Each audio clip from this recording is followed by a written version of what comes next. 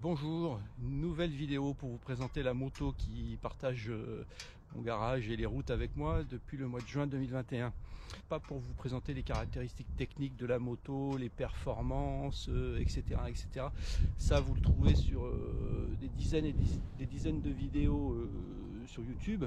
Moi je vais simplement vous présenter pourquoi j'ai choisi cette moto. Donc c'est une Moto Guzzi V85 TT option travel.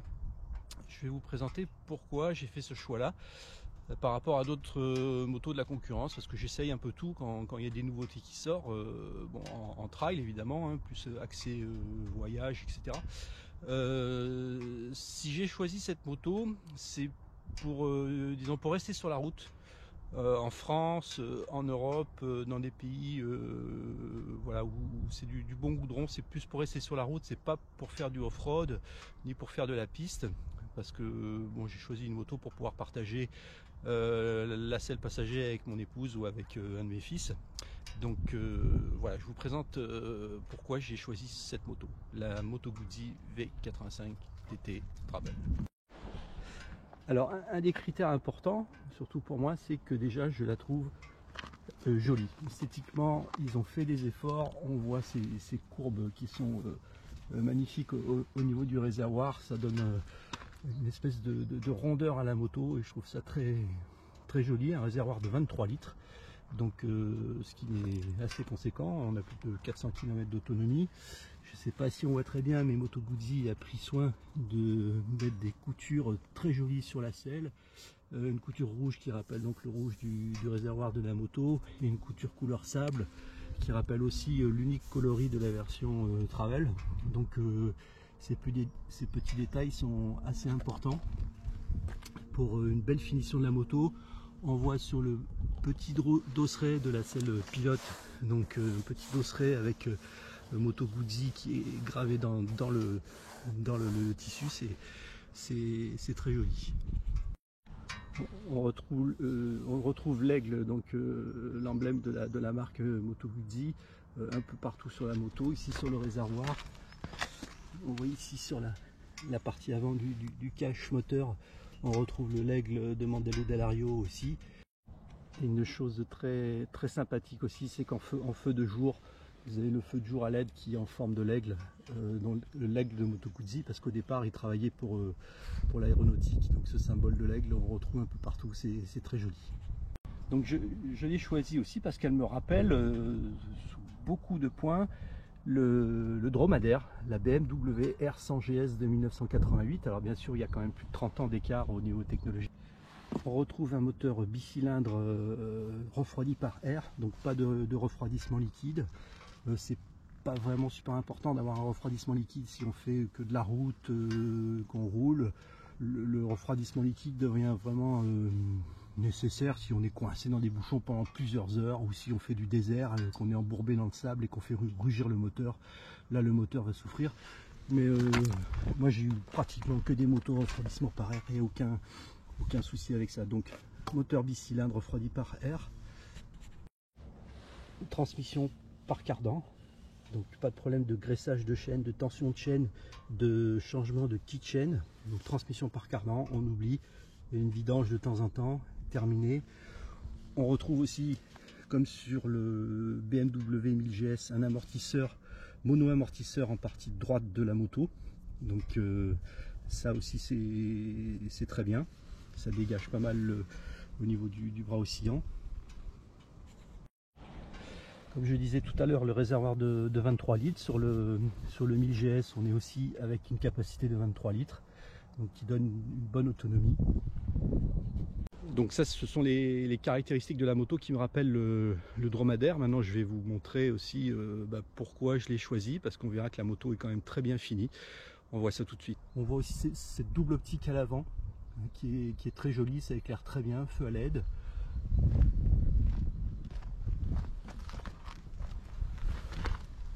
On retrouve à l'arrière un feu arrière donc symétrique, Donc ça c'est pour rappeler, donc Moto Guzzi a fait cette forme là pour rappeler des tuyères d'avions de chasse, hein. Donc ça me rappelle aussi mon petit côté disons avionique, aviateur. J'aime bien cette symétrie au niveau des feux. La version Travel est équipée donc d'une bulle haute. Moi j'ai rajouté un tout petit saut de vent comme ça parce que l'air arrivait un petit peu au niveau du casque. Donc là ça permet de sauter au-dessus du casque. C'est parfait comme ça. Elle est équipée de protège-mains donc bien costaud en ABS comme ça. Donc, en plus moi je l'ai fait équiper de la protection moteur hein, qui est très costaud. On voit que les tubulures sont vraiment très larges. Au niveau du cadre aussi on voit que c'est très solide, très épais. J'ai fait rajouter la béquille centrale, ce qui pour moi est nécessaire pour tout, faire un niveau d'huile par exemple, ou même gonfler les pneus, ou garer la moto. J'ai fait rajouter le petit système de protection du cardan. Elle est équipée de bagagerie qui est livrée avec la version Travel. Donc une protection en caoutchouc, la clé évidemment, la clé de contact, on tourne et puis on peut ouvrir facilement. Je ne vais pas l'ouvrir parce que avec des gros systèmes qui forcent le couvercle pour l'étanchéité. Donc c'est très costaud, très pratique. Et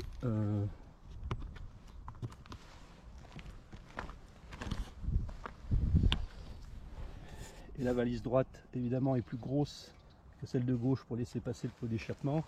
Et on peut mettre facilement un casque intégral dedans avec la paire de gants, etc.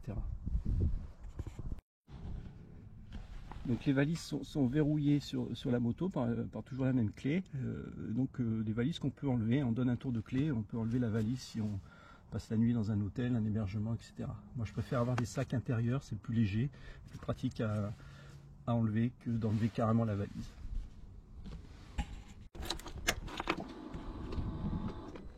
Elle est équipée donc d'un écran TFT très clair, très lisible. Même en plein soleil, on voit parfaitement les indications. Même moi qui n'ai pas une vue super. Donc on retrouve toutes les indications nécessaires, le contour, la vitesse. Vous avez la température extérieure, la jauge à carburant, l'autonomie qui vous reste avant de faire le plein, le kilométrage total, l'heure.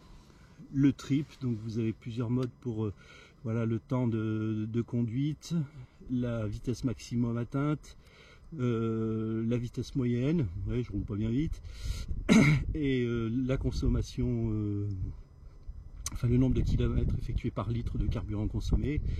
Voilà, donc ça il y a deux modes de trip. Vous pouvez avoir un trip journalier et un trip pour cumuler plusieurs jours pour un road trip par exemple. Une petite prise USB. Prise USB bien pratique parce que moi j'ai équipé la moto donc, avec la tablette de navigation qui est amovible. Donc je branche directement la tablette sur la prise USB, ça évite de consommer la batterie de la tablette. Idem pour le GPS qui lui, comme il est plus accessoire, il me sert plus d'aide, je le branche de temps en temps.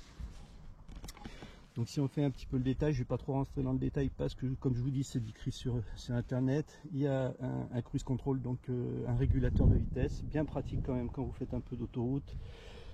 Poignée chauffante à 3 positions, donc je vous conseille plutôt de mettre en deuxième ou troisième parce que la première on sent pas trop. Voilà. Ici c'est l'interrupteur de mode qui permet de passer du trip, du kilométrage quotidien, etc. Et les feux, et vous avez aussi la possibilité d'avoir plusieurs modes de conduite, le mode route, le mode pluie et un mode contrôle de l'ABS. Donc ça je me sers surtout du mode pluie quand il pleut, mais voilà essentiellement. Donc j'ai la petite sacoche aussi réservoir que j'ai pas mise. Elle est équipée aussi des feux additionnels. Donc ça c'est la version Travel. Et on voit que donc les systèmes de support de tête de fourche, c'est quand même vraiment du costaud avec de la visserie inox, c'est très bien fini. C'est vraiment très beau. Et la moto dans son ensemble est esthétiquement jolie. Donc à titre personnel, donc j'ai rajouté un plateau qui est un petit peu plus large que le plateau d'origine. Et j'ai mis donc une sacoche étanche, sacoche de selle de la marque Enduristan, parce que moi j'aime pas trop les top cases, ça casse l'esthétique de la moto. Alors que là vous pouvez mettre l'essentiel, la trousse à outils, quelques pièces de rechange, alors qu'ici les pièces de rechange, bon, il n'y en a pas vraiment besoin. J'ai pas allumé la tablette, mais dans la tablette j'ai aussi l'application Moto Guzzi qui me permet donc de faire une trace GPS et par Bluetooth de transférer cette trace sur l'écran TFT de la moto, qui permet d'avoir un GPS et les informations principales qui sont la vitesse, contour, etc. en informations plus petites. Donc l'écran sert aussi de GPS si vous avez l'application Moto Guzzi. Donc en résumé, vous avez une moto que je trouve esthétiquement jolie, très bien finie au niveau des petites finitions comme les coutures, comme la visserie, bien équipée dans sa version travel avec la vue haute, les feux additionnels, les protège-mains, la bagagerie. Moi j'ai eu en plus l'application Moto Guzzi pour la navigation, la protection moteur, la béquille centrale qu'on devine un petit peu dessous ici, et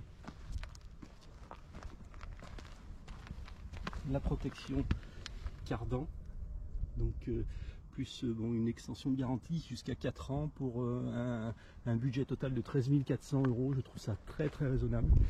Donc c'est une moto qui est très confortable. J'ai fait déjà le tour du lac de Comme, donc en Italie, avec mon fils. Donc le passager est bien positionné, la moto est très agréable à conduire et assez souple. Donc 76 chevaux, la BMW 1000 GS en fait 60. Donc c'est pas des motos hyper puissantes, mais c'est largement suffisant pour les routes d'aujourd'hui.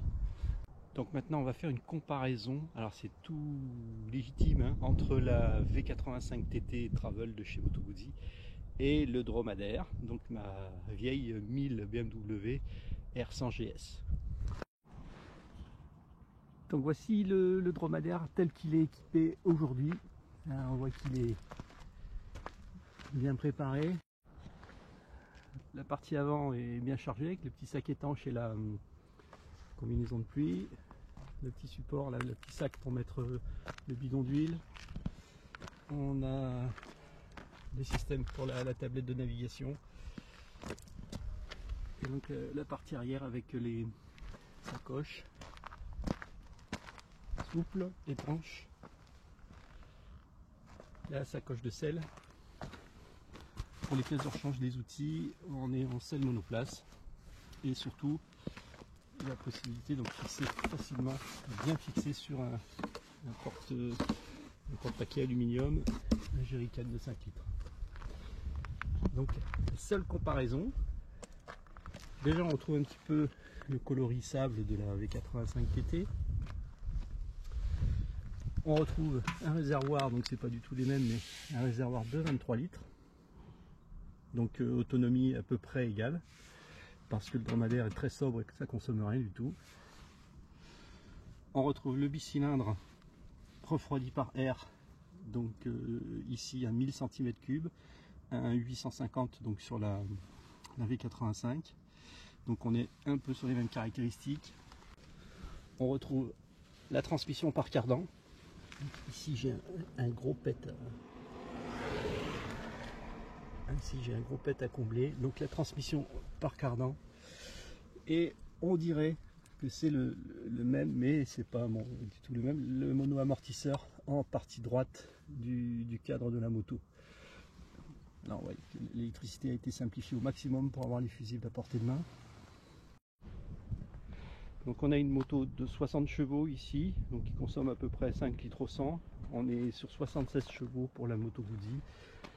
Donc on a des caractéristiques qui se rapprochent malgré les dizaines et dizaines d'années d'écart. Évidemment, il n'y a pas d'électronique sur celle-ci, il n'y a pas d'ABS, il y a un frein tambour à l'arrière, donc les conduites sont complètement différentes. Mais le dromadaire ira sur les pistes et sur les pistes défoncées, alors que la 85 restera sur les routes. Cette vidéo vous a plu, donc ça vous présente pourquoi moi j'ai choisi cette moto là par rapport à d'autres. Je continue à regarder quand même les autres, à les essayer tout simplement pour me faire plaisir, et je manquerai pas de vous faire une prochaine vidéo quand le printemps arrive pour pouvoir agrémenter les premières sorties. Allez, à bientôt, merci.